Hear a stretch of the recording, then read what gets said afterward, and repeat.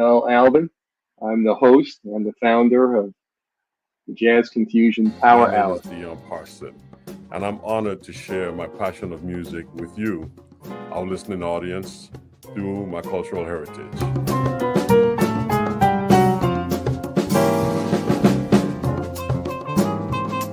Things can change for you too. If you want to be brand new, that is absolutely possible.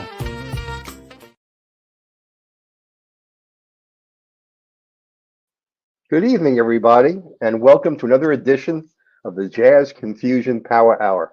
I'm your host and founder of the show, Mel Albin, and the Power Hour features some of the best in jazz, R&B, and soul artists and their music. You get to hear not only their story, but how a music artist goes about their daily business, producing the music that we all love.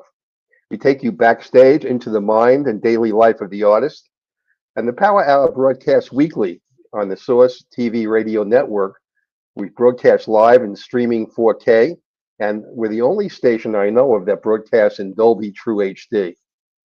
Source is a nonprofit 501c3 radio station supporting jazz and Black and minority micro businesses to build scale so they can get on the finance industry's radar and ultimately create and increase the generational transfer of wealth, assisting both family and community for equality and equity.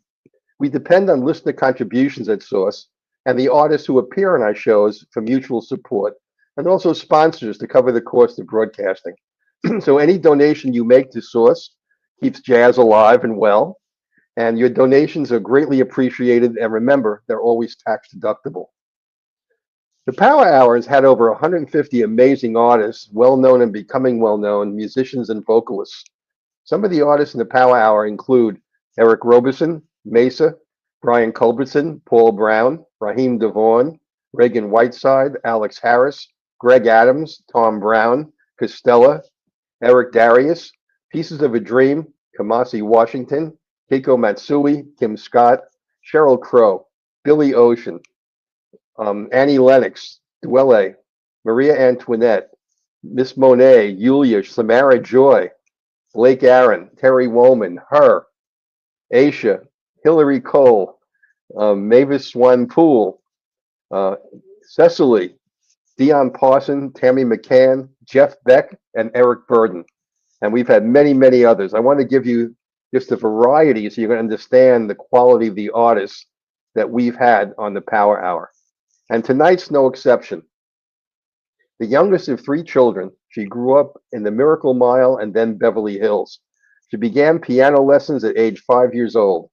She auditioned for and was accepted as a student of a very strict classical piano teacher. She spent countless hours late at night in the college's music department and practice rooms. After college graduation, she formed a women's theater group, married, and moved to North Beach, right near Keystone Corner, where her husband introduced her to jazz and weekly Keystone Corner concerts. Moving to LA, she studied with jazz pianist Terry Trotter for several years while taking voice lessons with well-known vocalist Sue Rainey. In 2005, she recorded her debut CD, Easy on the Heart, charting on Jazz Week's top 50 radio chart for 6 weeks and received excellent press results too. Since then, she's recorded 6 more albums. The latest entitled No Wonder, which you'll hear selections from tonight, and it was released in late January 2025. All of her albums have spent several weeks on the Jazz Week charts. So please welcome tonight's special guest, Judy Wexler. Welcome, Judy. Hi, Mel. It's great to be here. Thank you for having me. It's great to talk to your audience, too. It's a pleasure to have you. I like to begin every show with a special guest artist telling everyone what's cooking. You know, what are you doing for 2025, new releases, performances, etc. So just, briefly tell everybody. Sure thing. Well, as you mentioned, I just released my 7th album, No Wonder. So that happened in late January. It's still getting terrific radio airplay across the country. It was on the Jazz Week chart for the past 11 weeks. And so that's top 50 in radio airplay across the country. So I'm very gratified by that. And I just did a show. It was a birthday celebration show at the world famous Baked Potato. It's the oldest jazz club in Los Angeles. It's been around since 1975. So that was the other night. I'm going to New York on Monday, and I'm performing 2 shows, one at Pangea in the Village on May 14th, and on May 16th, I will be at Maureen's Jazz Club in Nyack, New York. And after that, I've got some shows planned in the San Francisco Bay Area at the Sound Room, and also in a theater venue in Temecula, which is wine country here in Southern California. And some shows, I'll be at Scullers next year in Boston, and just have, several shows lined up.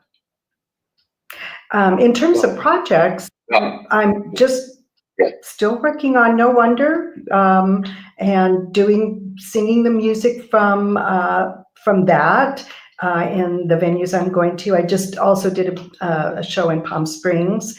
And so I'm just working on music, and I don't have a current next CD planned yet, but I'll be thinking about it really soon. Wonderful. Wow. Wonderful. This schedule this year, very busy.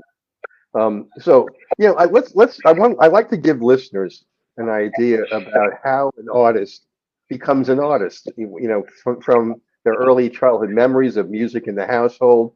So why don't you give people a short history of where you were born, what city were you raised in that could have influenced your music culturally, and what role your family had in your first musical development? Well, sure. I was born in, as you said, in the Miracle Mile in Los Angeles. And so just by way of reference for people who've been to Los Angeles, very, very close to the Los Angeles County Art Museum. So Fairfax and Wilshire, in that area. And then at the age of 10, my family moved to Beverly Hills. So I went through the Beverly Hills school system. And I was started, as you said, on piano at the age of 5. Mrs. Sears was my piano teacher.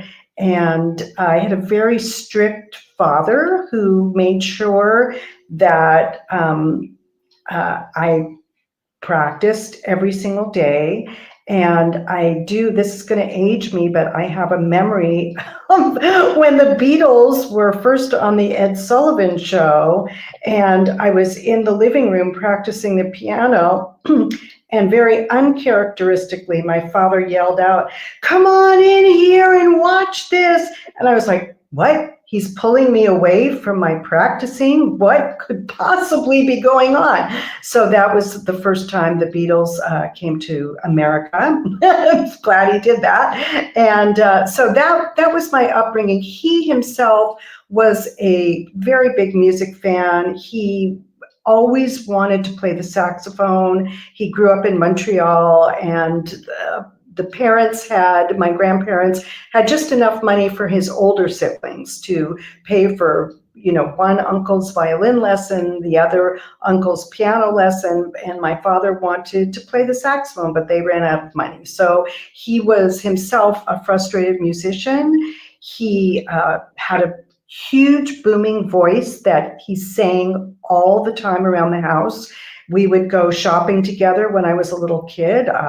Whenever we went to the market, he would sing to whatever Muzak was on, which was very embarrassing, but he loved to sing.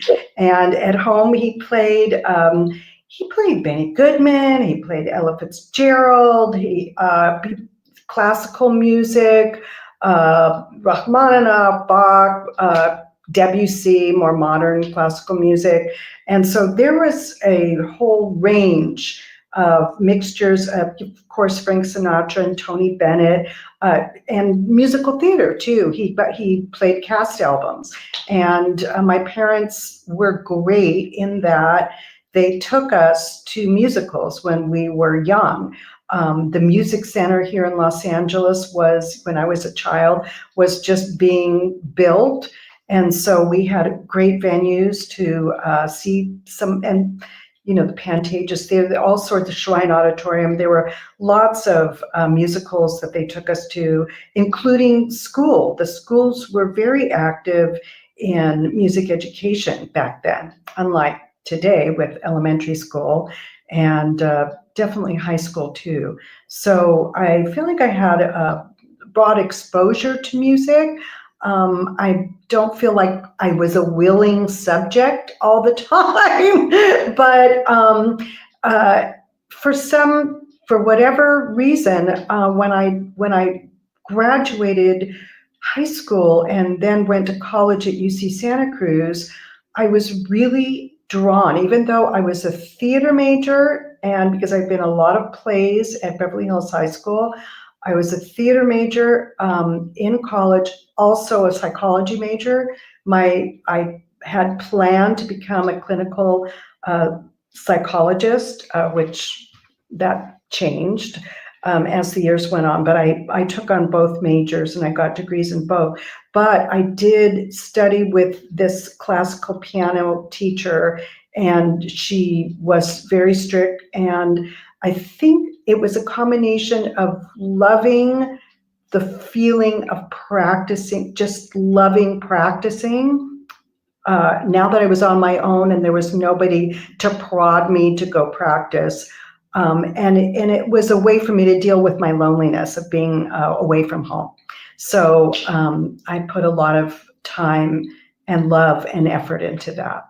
Did you think at that point that you were going to have a career in music?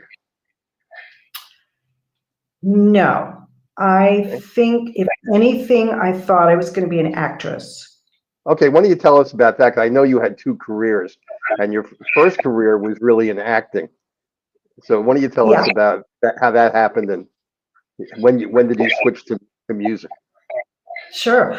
Well, in high school, I was in Beverly Hills High, had a kind of a famous drama department where we won all the prizes at all the competitions, all the inter-school competitions. And we had an incredible teacher. He was kind of famous, for those times. And watching him direct plays was a thing of beauty, because I was just blown away by how he directed something. So it was very influential and very inspiring for me. So I did, as I said, a lot of plays in high school and musicals. And then in San Francisco, as I was doing theater, plays, musicals, and after the women's community, Theater Collective of Four Short Women was the group that we created right out of college and moved to San Francisco with 3 other friends. Then we created everything. We wrote it, we directed it, we did all the marketing, we did the whole thing. And we had a very, very supportive audience from the women's community in San Francisco. And we were pretty popular. And then when that disbanded, I did more theater. And then I met with an agent. I said, I want to do TV. And she said, well, if you want to do TV, you come from LA. Why don't you just move back to LA? Because it's here in San Francisco.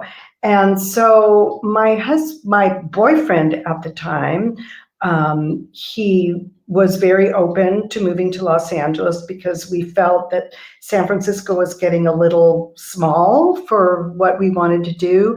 And so we moved here. I did get an agent, and I did quite a bit of theater here as well. I also had a cabaret partner who came from San Francisco and moved here not long after I did. And we did cabaret shows. My husband is a writer, and he wrote a musical called American Delicious that we produced.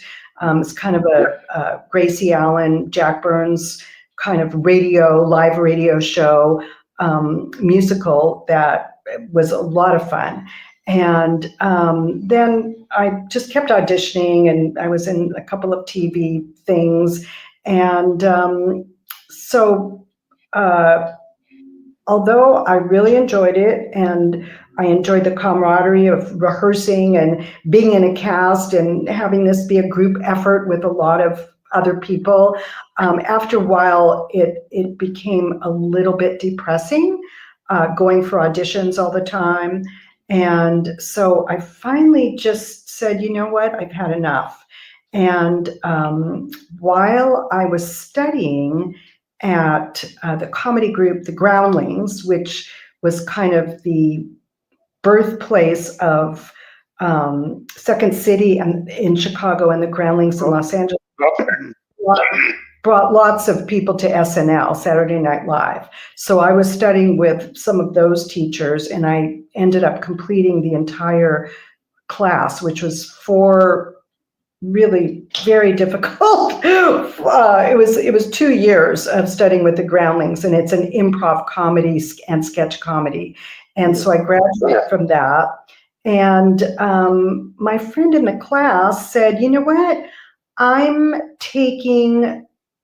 going to take piano lessons at Dick Grove Music School in Van Nuys. And I said, you are? I'm going to do it with you. So that I took all of Dick Grove's jazz harmony classes, and that they were 5 levels. So I took all of those. Excuse me, what made you into jazz? Well, yeah, the jazz was influenced by living in San Francisco, because, as you mentioned, we did live just a few blocks from Keystone Corner, and we would walk down the hill. We lived on Kearny Street. We would just walk down the hill to Keystone Corner all the time, and we heard the greats. So I fell in love with jazz right then and there. So that was, that was back around 1980, 45 years ago. And so that, and my boyfriend at the time, who's now my husband, of course, had lots of jazz records from having come from Brooklyn and seeing lots of greats in New York City over the years, and turning me on to Lambert Hendricks and Ross and Dexter Gordon and Miles Davis and John Coltrane. I was very exposed in that time in my life. So that really influenced me. That's really a great story. People I know want to hear some of your music.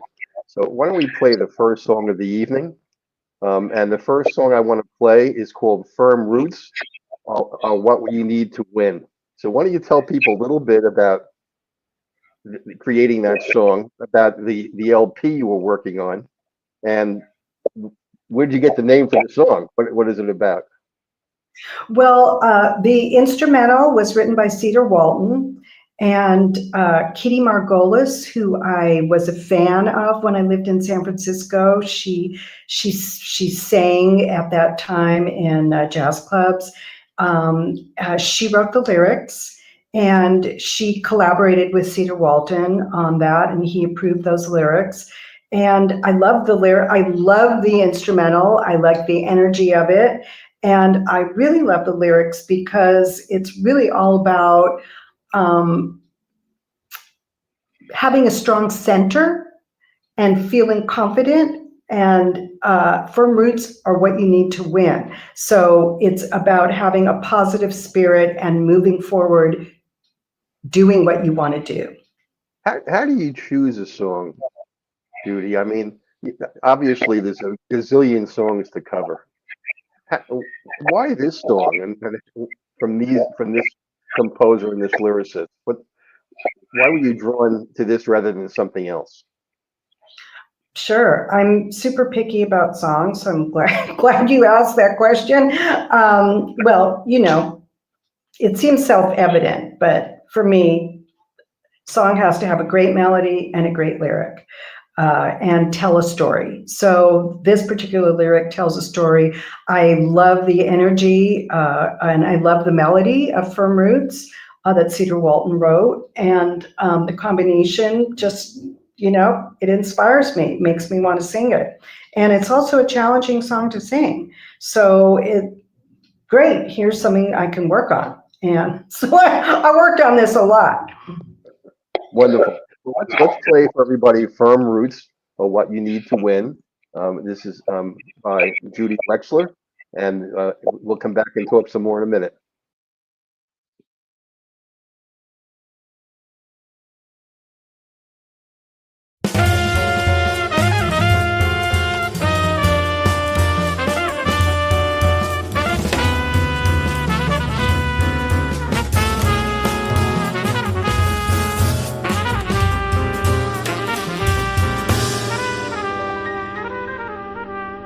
Every day, each hour, we all make our choices. There's so many things to do, but if you can find a thing to believe in, all your wildest dreams come true. There's an answer to be found for your question. Every rainbow has an end. Every one of us has some kind of blessing. Truth is what you need to win. Stay close to the ground, dig your heels in and don't be afraid. It's easy to begin. Firm roots are what you need to win. Doesn't matter what you've done to this moment, all that matters where you go. And it's never much too late to start over, 'cause the net result will show. So when you wake up and start every morning, take a minute just to breathe, 'cause you never know where this day may take you. You may have an ace up your sleeve. Stay close to the ground, dig your heels in and don't be afraid. It's easy to begin. Firm roots are what you need to win.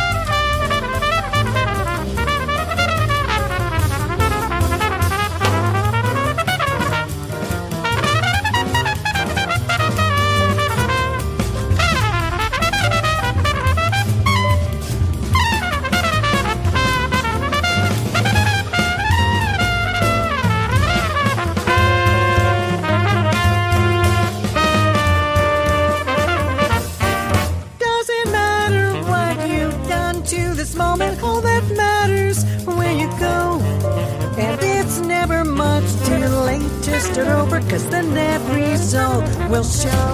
So when you wake up and start every morning, take a minute just to breathe, 'cause you never know where this day may take you. You may have an ace up your sleeve. Stay close to the ground, dig your heels in and don't be afraid. It's easy to begin. Firm roots are what you need to win. Don't be afraid. It's easy to begin. Firm roots are what you need to win. Every soul is a part of the whole. Every soul plays a valuable part when your heart rise again.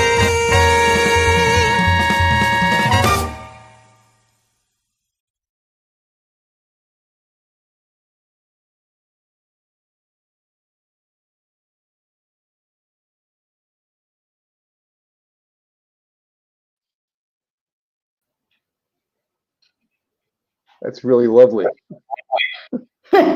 Thanks. Very, very nice. You have some comments from some people. Let me put them up here. This is from a live view of comments.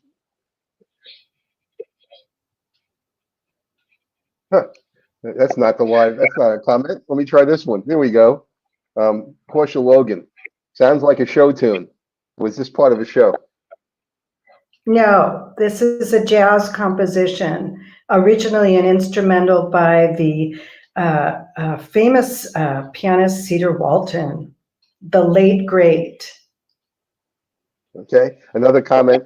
Carla Bogan. Your theatrical background is evident in your song. I hope that's a good thing. I think she's saying it is a good thing. That was part of the comment. It shows through. Okay, Great groove. good, you never know. Andromeda Canfield, great groove. And Rick Martin, this reminds me of show music. Everybody seems to think it's interesting comment. Well, it's too late for Cedar Walton to write a musical, considering he's not with us anymore. But I understand where they're coming from. I think it's your style, you know, and the way in which the song is actually produced. It is obviously jazz, but it's reminiscent of a lot of the kind of shows you would probably hear, you know, in a musical. That's the way it sounds. I understand why they're saying that. Okay. All right. Let's talk a little bit more about your acting career, since people are kind of referencing this. When you pursued your acting career before you settled into music, and you mentioned that you did some television. You also did some community theater. You formed a group, an acting group in San Francisco. So you know, when you also said at some point there were going for auditions became too much, and you decided to transition to music.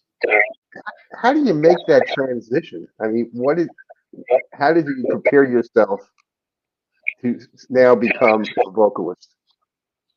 Well, I don't think I saw at that time a long game. However, I wasn't young when I did make the transition. I wasn't like 20. I wasn't a kid anymore. And I distinctly remember the conversation I had with my husband about it. And I said, I think I'm ready to quit, because it was seriously driving me nuts. You know, the thing with me is that I'm a small person, so I would never be an ingenue, and not with this face either. So I was, and my husband always said, you know, you're not an ingenue, but you're not funny enough looking to be a character. So like, what are you? So I think that was kind of the, like, what am I, you know? Whereas I could find places to fit in. I played a lot of maids in plays and musicals and things like that. Or 12-year-olds. I played a 12-year-old twice, and you know, and one was a 12-year-old male. So that took some binding and wigs and things. Yeah. And so, yeah, I remember I said, I think I want to study music and do something in music or sing or something. And we both said, and he encouraged me, and he just said, you know, your life is going to go on. So whether you still do this or you work on that, you know, you've got years ahead of you. You can make a change now, and this is what, you know, you'll spend your time working on for you know, the rest of your life, or however long you choose to do that. So you may as well do it. You know, what have you got to lose? So that's kind of how that you know, I just made that decision. And then music, after you made that decision, I'm sorry, after you made that decision, how long was it before you produced your first LP? Wow, probably 15 years. Wow. It was a long. Yeah, as I said, I was not a spring chicken when I released my debut CD in 2005. So it was a lot of writing. Yeah. So you had 15 years of performing as a vocalist before you did your first CD.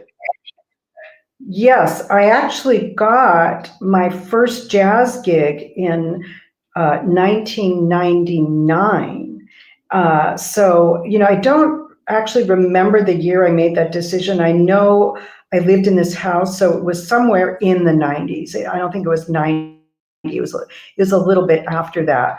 But the first jazz gig I got was in 1999. My mother had been going through a long illness, very long illness. And even though she wasn't the one in my family that encouraged music like my father did, um, kind of towards the end, she just put her arm around me and she said, Judy, you're just always putting yourself down. You're never good enough. I will die happy if you just get out there and sing. I know you want to sing. Just do it. And that I really took that to heart. And then she died. And I got this gig a month after she died. And I was so scared. And I just said, well, this is for you. It's not even for me at this point. So that, I have to say, my mom ended up being a real catalyst. So tell me about that first debut CD in 2005, "Easy on the Heart." How did it come about? Why did you decide then you're ready to release? What happened? Well, that's a good question. I had been doing showcases. They have different singer showcases, so I would go and sing and things like that. And a friendly acquaintance at the time, Barbara Brighton, was someone who was very influential on me. She's now one of my very best friends in the world. But at that time, around 2004, I was starting to make moves like, I think I'm ready to make an album. And because I had been doing 5 years of performances, and I had been doing the showcases, and I had kept studying, and I went to, Stanford Jazz has a great workshop with Madeline Eastman, and Kurt Elling was the instructor the year that I went. So I was collecting a lot of tunes. I think I had some arrangements. I was working with Tamir Hendelman, who at that time wasn't as famous as he is now, having worked with Diana Krall and the Clayton Hamilton Jazz Orchestra and things like that, and Barbara Streisand at Village Vanguard. But so I studied with him for quite a few years, not piano, but jazz phrasing and singing. And I also had been working with a wonderful piano player here, the late Tom Garvin, who helped me. He had accompanied Carmen and Sarah, and he would go, well, Carmen would sing it this way, and he'd just sing it the way she'd sing it. And so he coached me as well. And when I was ready to lay down some money for recording and thinking, I have kind of strong opinions about what songs I would want to do. A friend of mine, well, actually Mark Winkler is a very good friend of mine, and he's a singer and lyricist here in Los Angeles. He himself has put out probably around 20 albums. And he sat down with me and he said, Judy, if you're ready to record, I really think that you should hire Barbara Brighton as your producer. She had produced some of his albums. And so I did. So we hit it off. We're very connected, and we had have a lot in common. And I remember her going, who is the person, who is the pianist arranger that should be on this album, who should be working with you? So she thought about it a lot, and she came up with Alan Pasqua. And that was at the very right time in his career to take on this kind of project with a singer.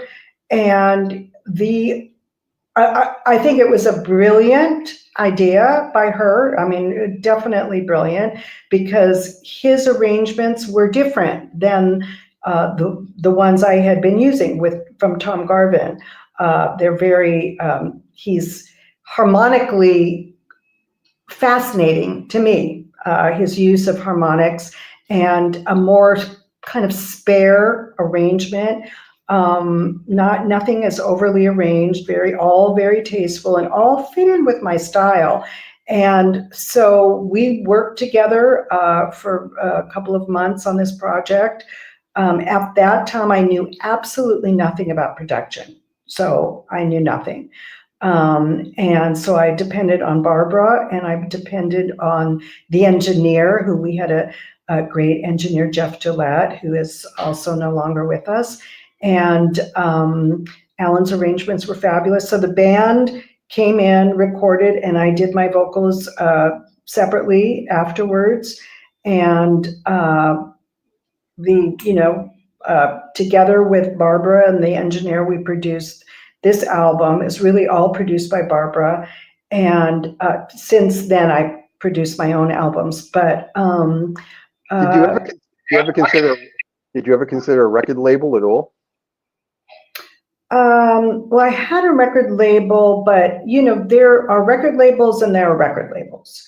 So there are some record labels that just call themselves record labels because they have a relationship with a distributor, and that's about the size of it. So I was on Rhombus Records initially, but they distribute it, which, compared to what happens today, that's really saying something, because there were still brick and mortar stores, and there, of course, digital distribution wasn't as big as it is now back then, but, he got me out there. So,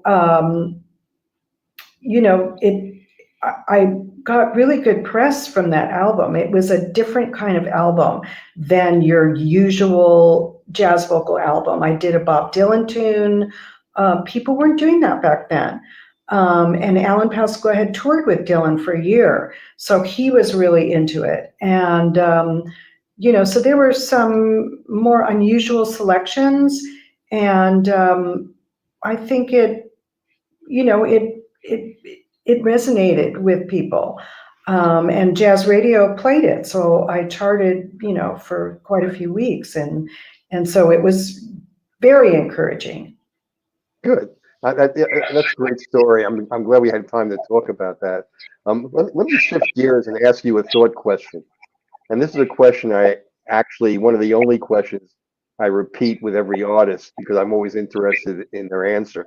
If you could collaborate with any artist, a musician, composer, vocalist, arranger, from any period in history, anywhere in the world, who would be number one in your bucket list? Who would you love to work with? Well, okay, just in terms of singers, if I had known Irene Krall, I would have loved to have coached with her for as long as she would have me. But unfortunately, I got hip to her after she died. She died at a very young age. She died at the age of 46, and she was really the singer here in Los Angeles. Carmen McRae, she was Carmen McRae's favorite singer, and they were very close. And I don't compare myself to anybody. Everybody's just themselves, as far as I'm concerned, especially, I certainly don't. But if I could emulate somebody, it would be her. And interestingly enough, there's a lot of argument or discussion of who's a jazz singer and who's not a jazz singer. Well, you're not a jazz singer if you don't scat, and things like that. And I just want to make two comments about that, because Billie Holiday did not scat, and Irene Krall did not scat, and I helped Bob Shepard, who's a legendary sax player. He's based out of Los Angeles, but he's, any sax jazz sax player in the world would know who he is. He's very famous, and he's recorded with Joni Mitchell and Chick Corea and on and on and on. And so I did some work for him, and I said, why don't you, instead of paying me, why don't you give me some lessons? And he was like, what do you want to learn, Judy? And I said, well, improv. And he goes, what, like scatting? And this was, back at the beginning. And I said, yeah. And he said, don't do that. Nobody wants to hear it. And I went, what do you mean?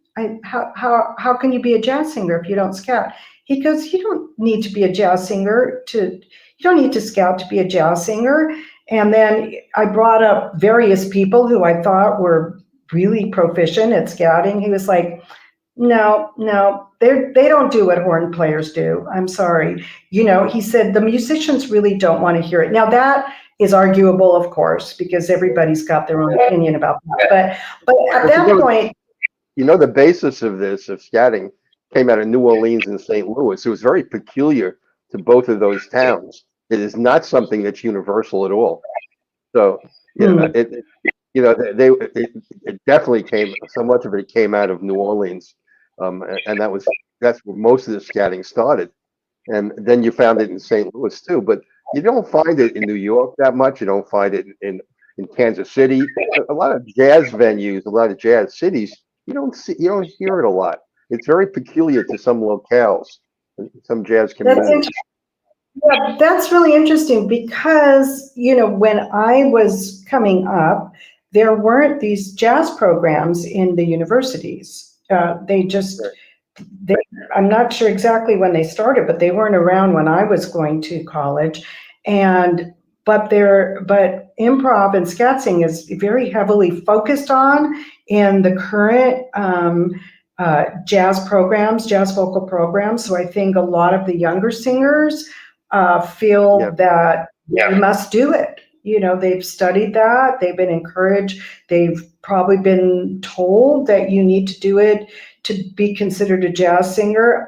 For me, I like it in small doses when someone's good at it and it's kind of telling a story. When it's on every tune, I find it too much. Do you know Hillary Cole? Sure. Well, Hillary scats, and she's really good at it. But a lot of people try it; they're just not good at it. No, because you have to sing the changes. You have to. I mean, I've heard some singers who are just like, you dooba-dooba-doo, and they're not singing the changes. And it's like, hello, do you know that you have to be singing in the changes? So you have to learn harmony. You have to know the harmony to be effective. Yeah, we're starting to run down on time. I want to play more of your music. So I'm going to play No Wonder, and then after I play it, you can tell us a little bit about it. Okay? Okay, sounds good. Great. This is No Wonder by Judy Wexler.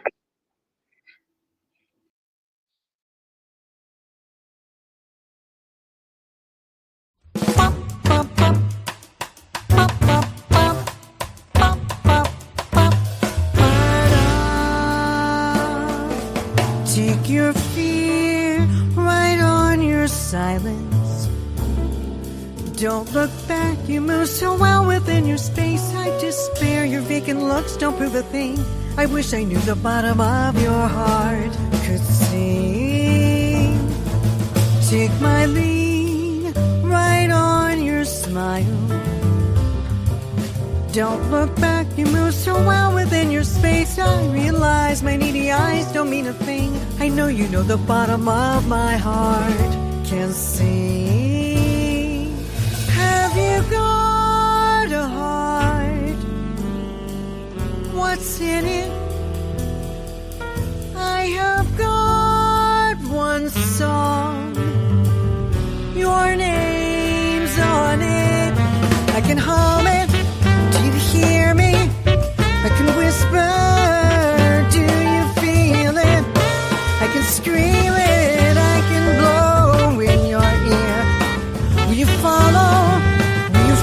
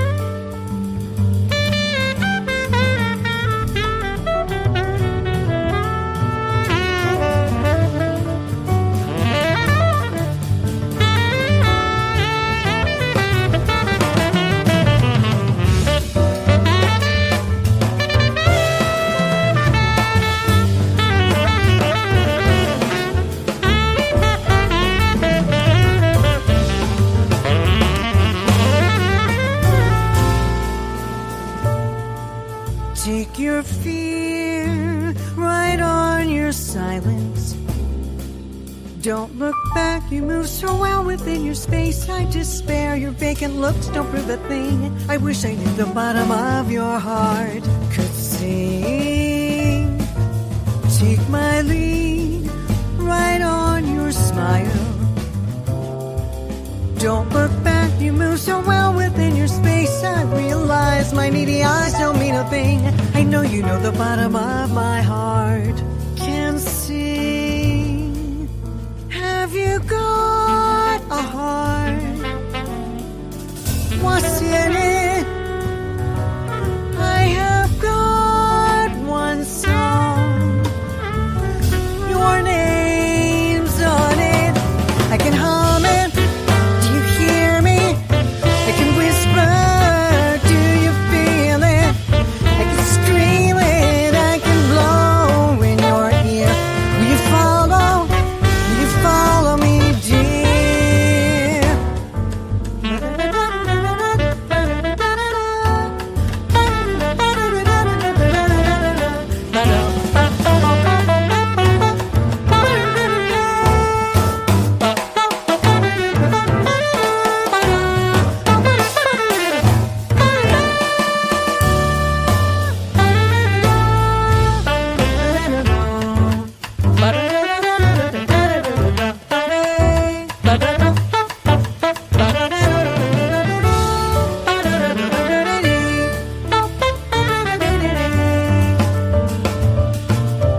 Will you follow? Will you follow me,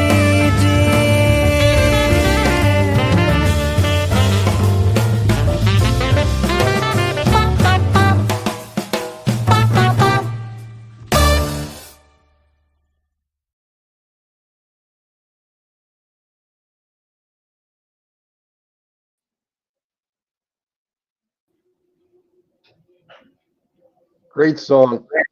Wonderful. You're getting, whenever we do a song, you're getting comments.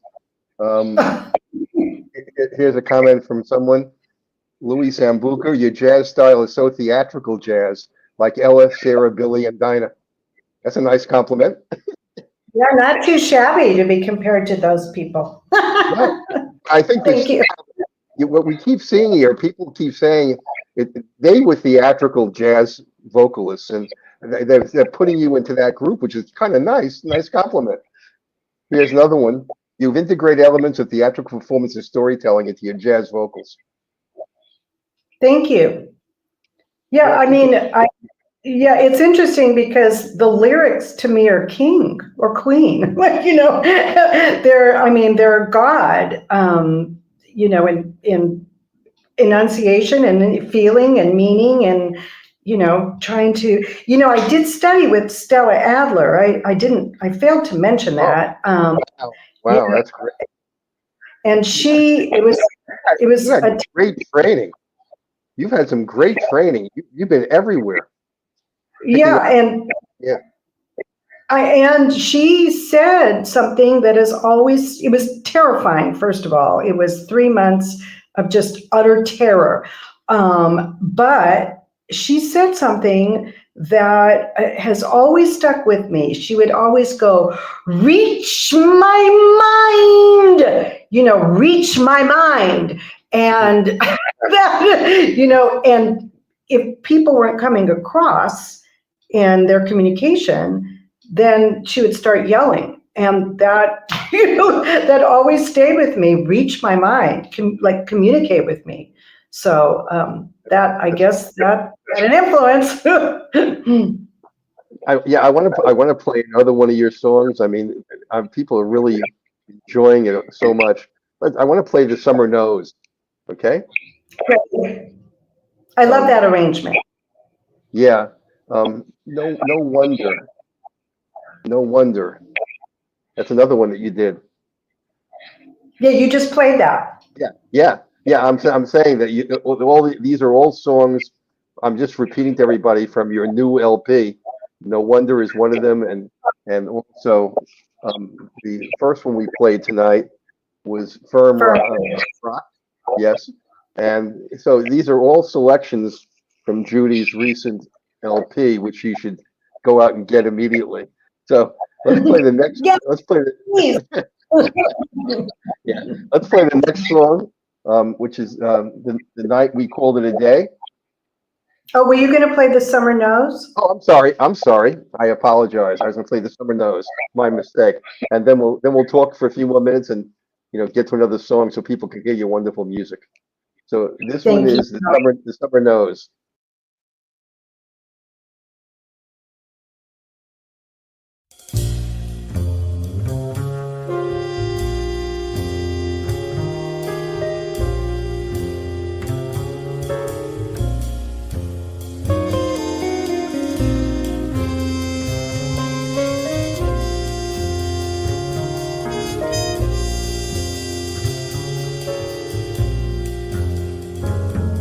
The summer smiles, the summer knows, and unashamed she sheds her clothes. The summer smooths the restless sky, and lovingly she warms the sand on which you lie. The summer knows, the summer's wise.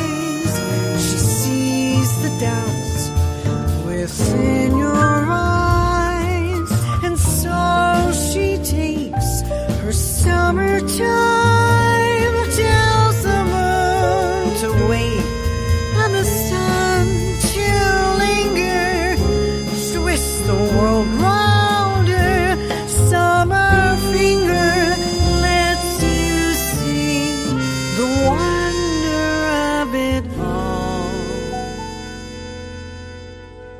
And if you've learned your lesson well, there's little more for her to tell. One last caress, it's time to dress for fall.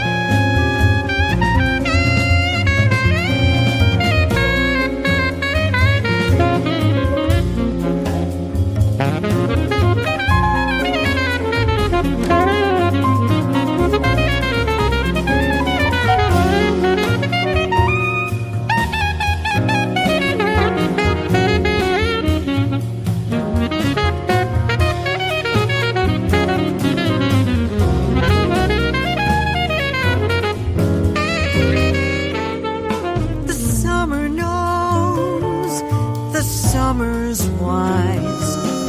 She sees the doubts within your eyes, and so she takes her summer time, tells the moon to wait and the sun to linger, twists the world round her summer finger, lets you see the wonder of it all.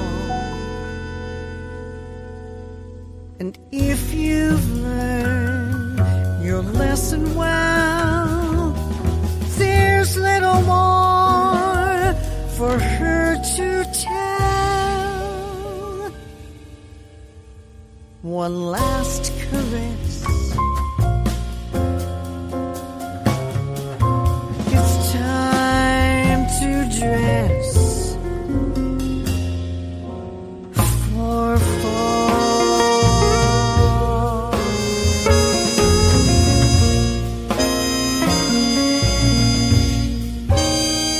The summer knows.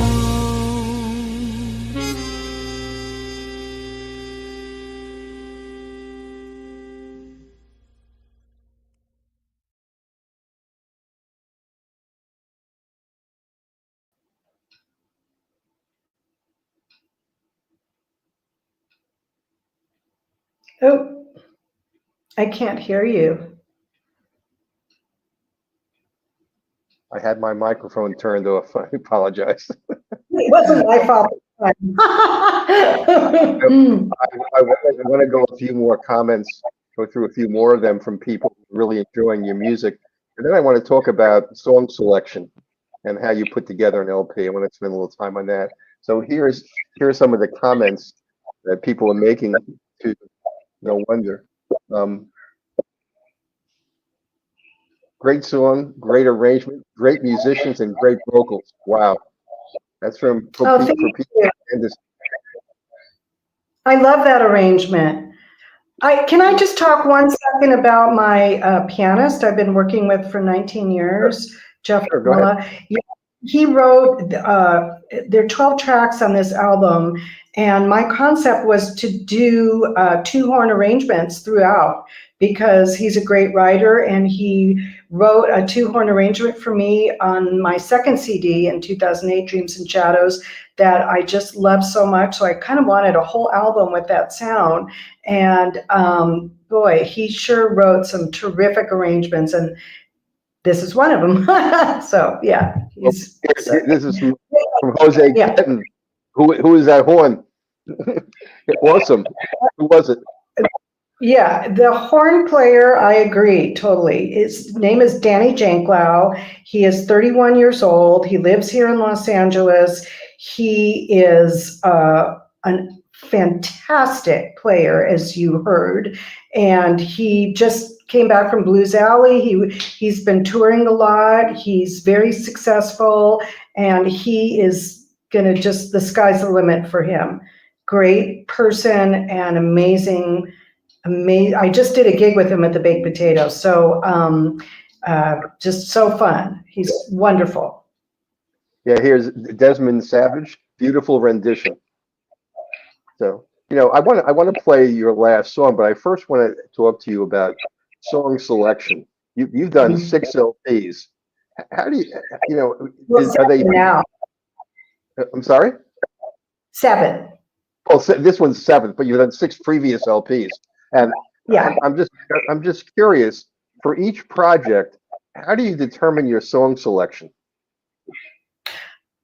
On this one, I specifically, since I don't do standards a lot,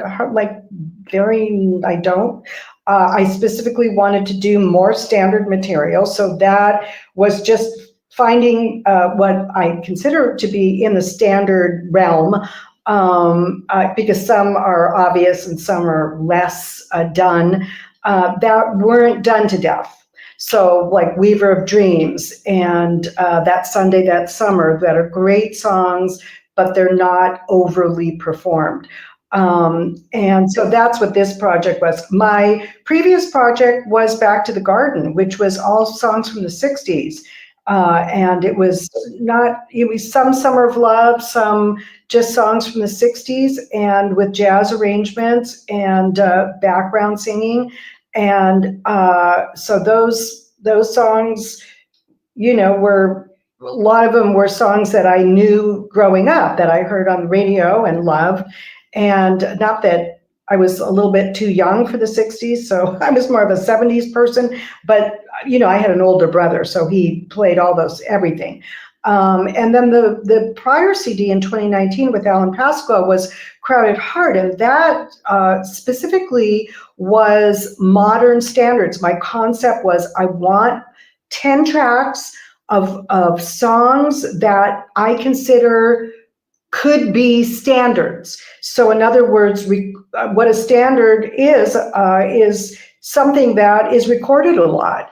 Okay, so I'm recording this, and here's my little gift to you other singers to encourage you to sing some of these and record some of these songs so they actually can be standards. So for that, it actually took a year to find all the songs, because that was a collaboration with Alan Pasqua. So I just sent songs to him that I loved, and we go, nope, and I would go, that's cool, because I wasn't married to that one. And every song that I'm like, I have to do this one, he'd go, yep. So we were very aligned with what, ended up on the album.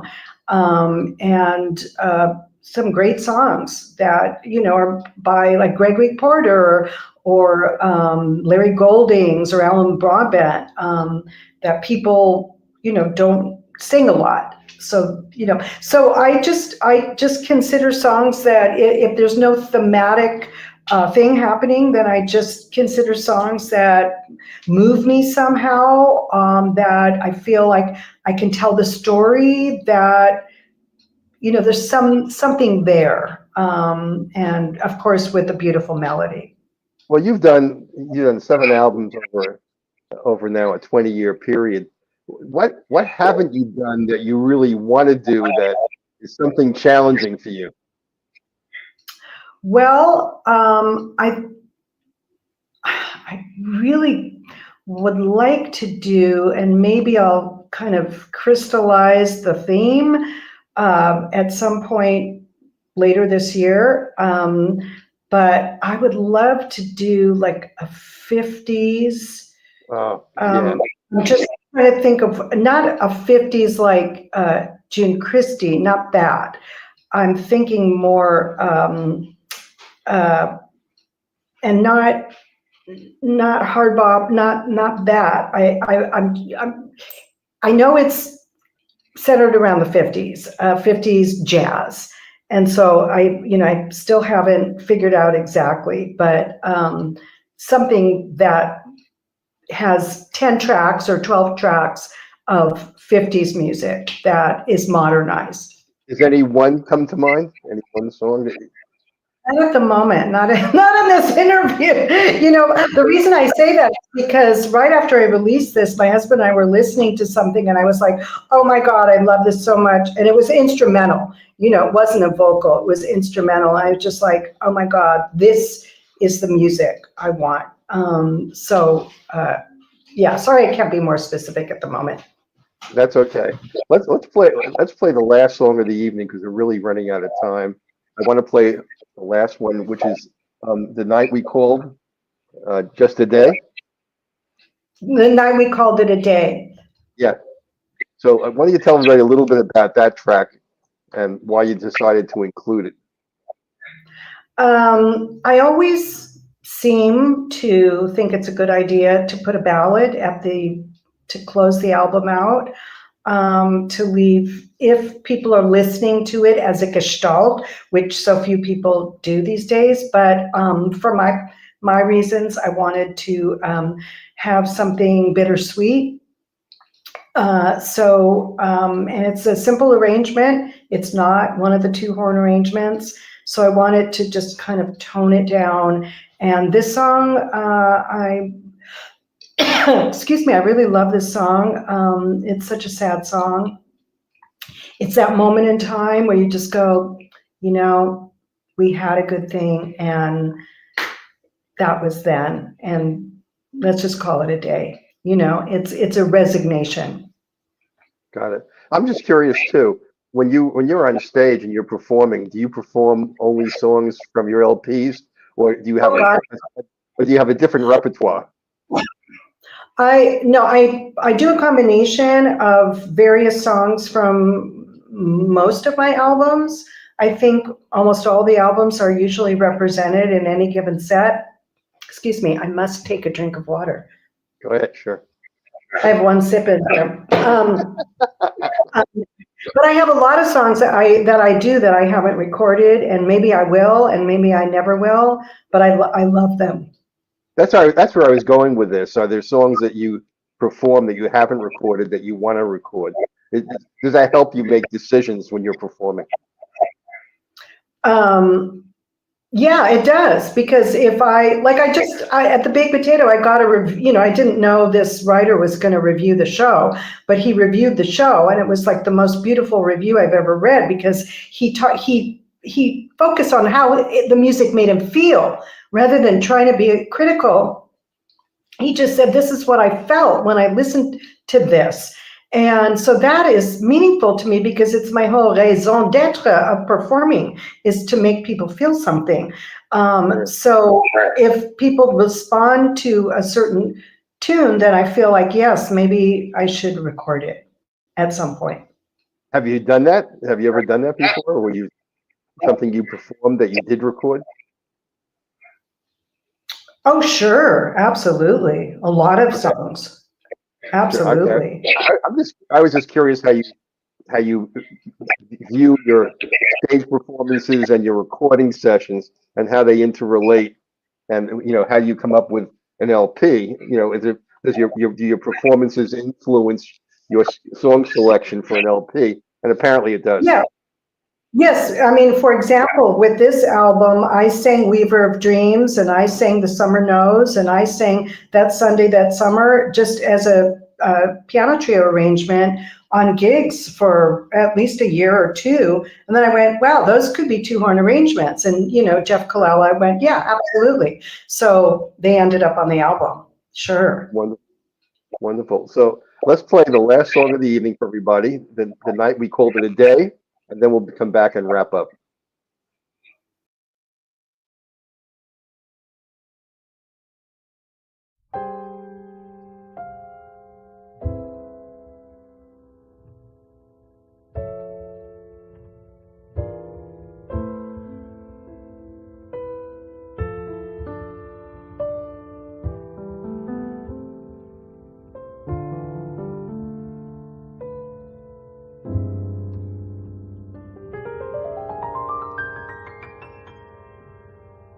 There was a moon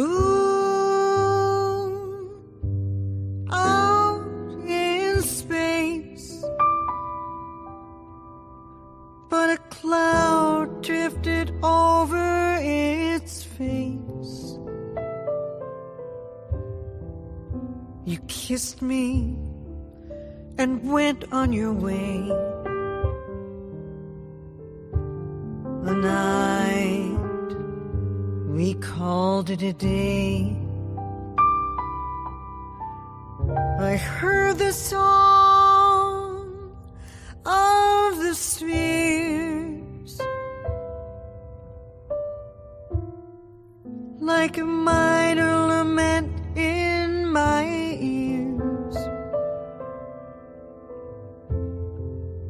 I hadn't the heart left to pray. The night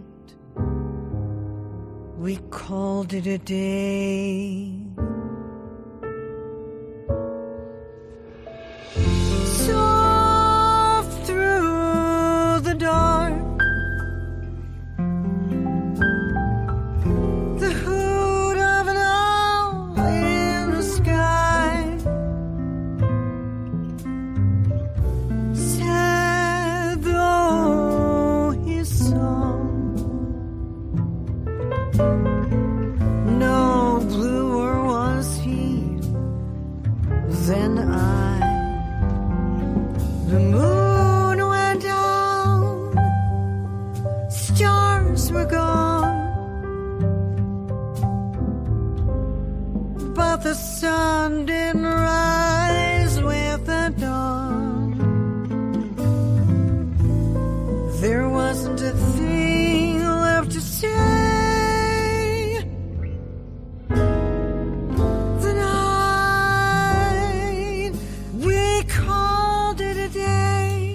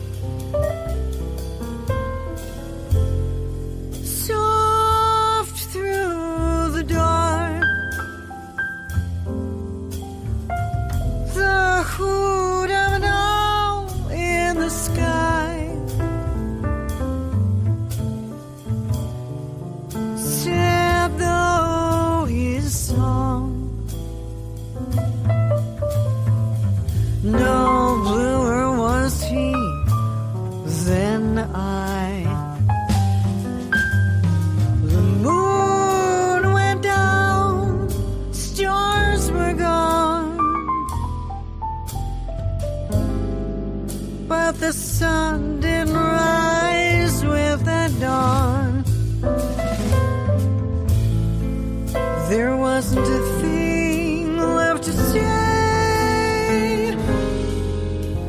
Then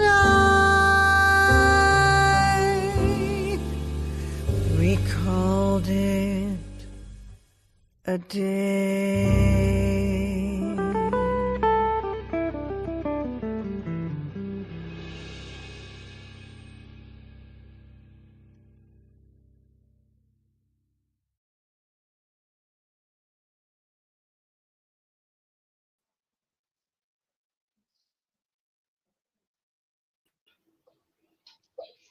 That's beautiful.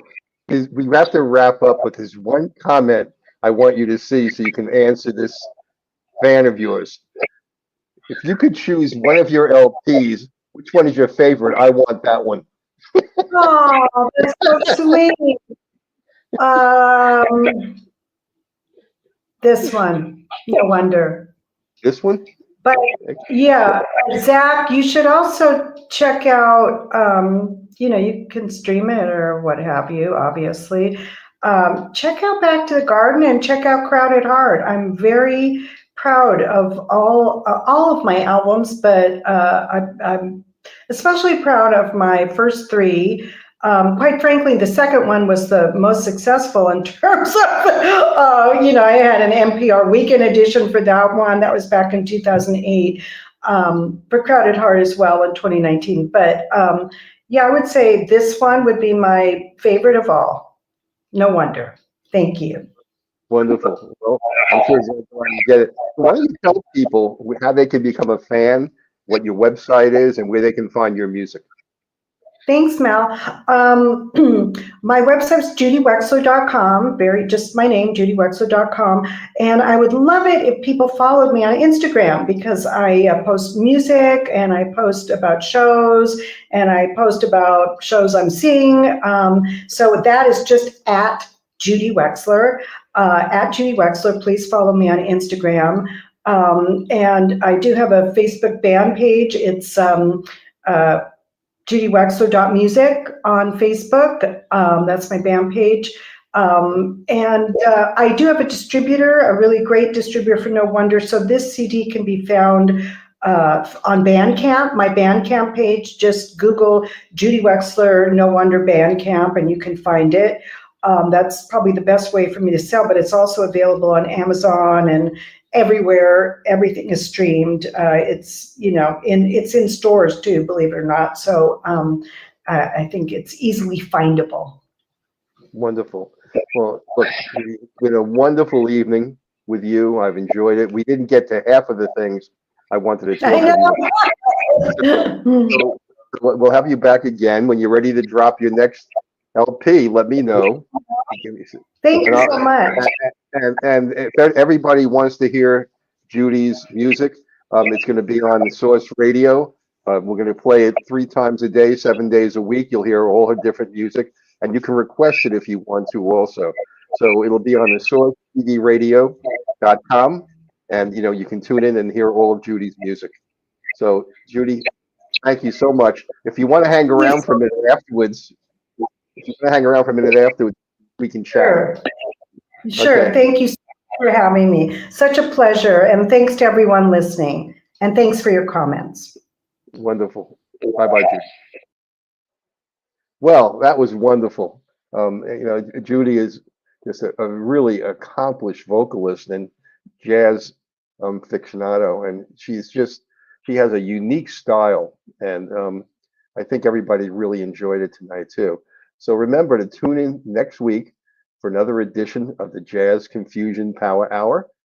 I'm Mel Albin. I'm your host, and I hope everybody enjoys the week. Thank you.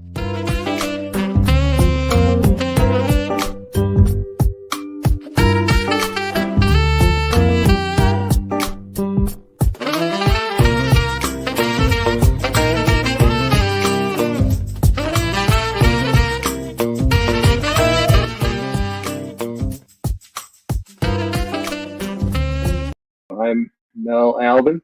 I'm the host. I'm the founder of the Jazz Confusion Power My name Hour. is Dion Parson, and I'm honored to share my passion of music with you, our listening audience, through my cultural heritage.